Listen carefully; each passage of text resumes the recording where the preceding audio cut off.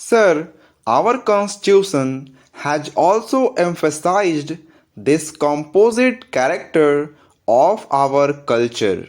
The language which is going to be the official language of the Indian Union, it has been laid down in the constitution, will reflect the diversity of our composite culture.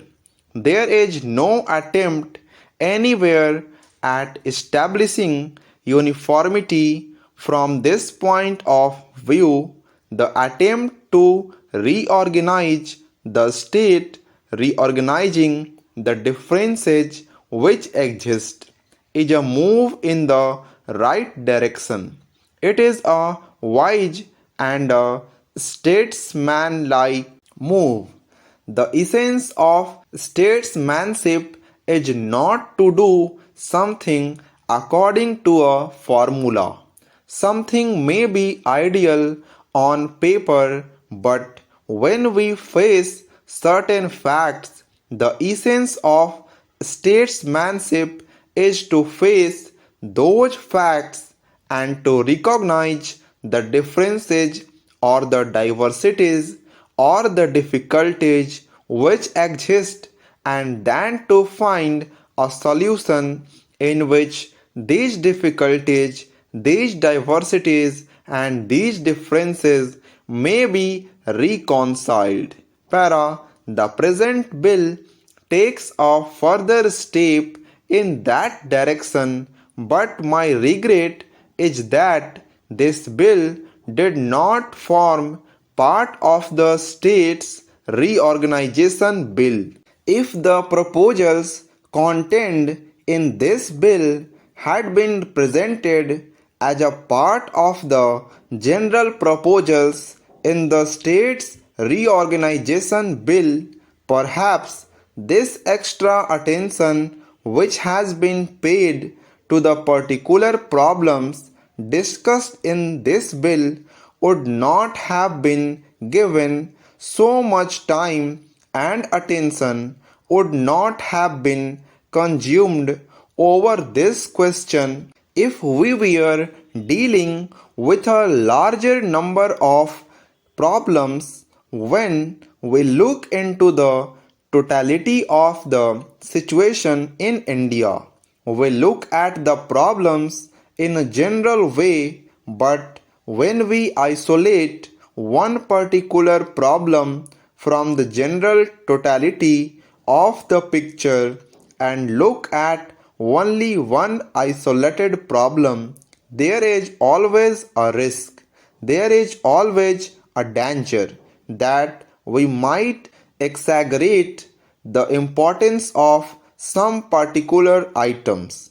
One of the reasons why there has been so much discussion over this rather small bill, as the Honorable Home Minister described it, is because it has been isolated from the general picture of the reorganization of Indian states.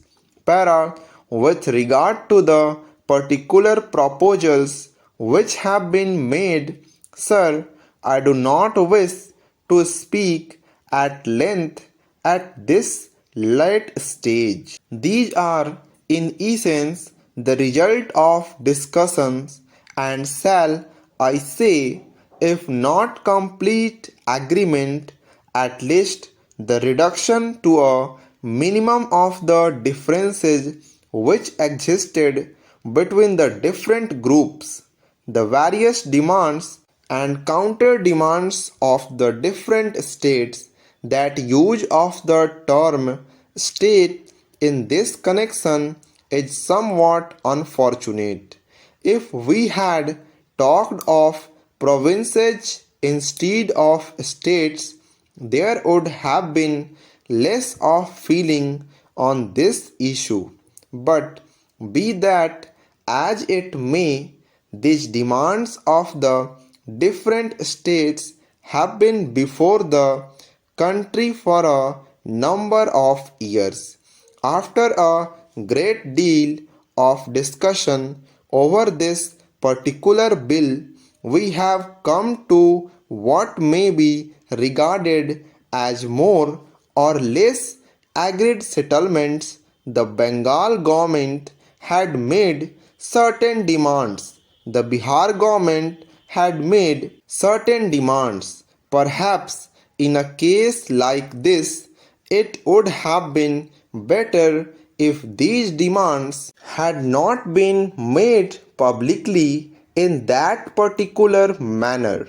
It might have been better if the governments had discussed it among themselves. But whatever that be, the States Reorganization Commission took into consideration all the recommendations, all the demands, all the claims and counterclaims of the different states, and they made certain recommendations with regard to the transfer of certain territories from Bihar to Bengal in the northern region and certain territories from West Bengal to Bihar.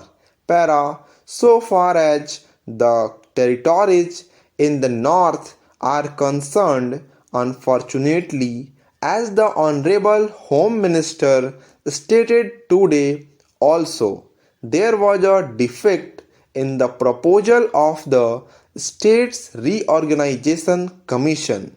But my honorable friend Pandit Kunjru, who is absent today, made it very clear in his speech before the House that mistake had arisen because the Commission had been given certain defective maps.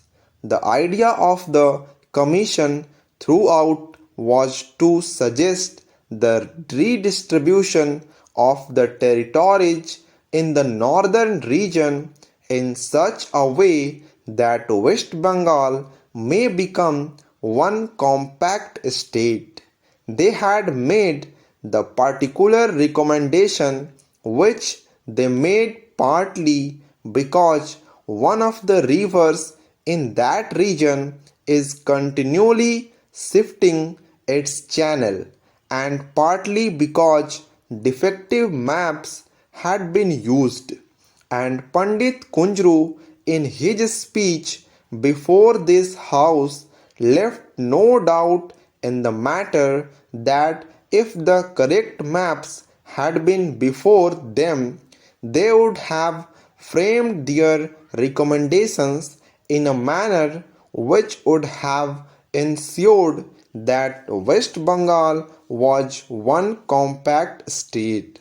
As regards the needs of the compact state, I do not have to add anything after what was said by the Honorable Home Minister today.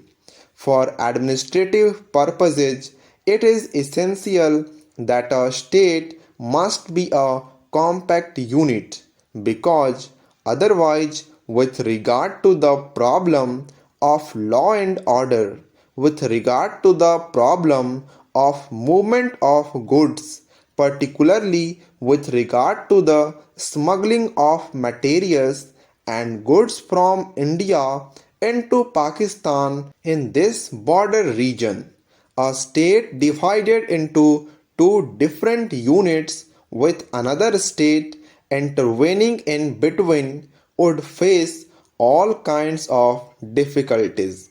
Para, now, sir, my honorable friend who spoke last also agreed that there should be a compact state of West Bengal, but he asked why should the boundary of this compact state be 200 yards to the west of the national highway.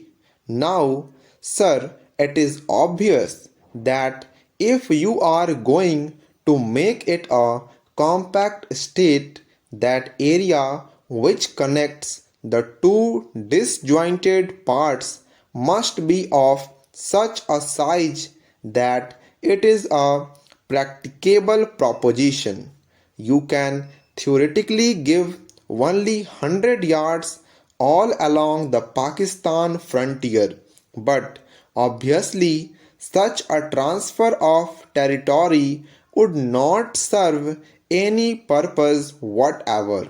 Now, a suggestion has been made that the national highway with an area of about 200 yards to the west of it would be the boundary line in order to ensure proper arrangements for the maintenance of the road and also for the proper vigilance.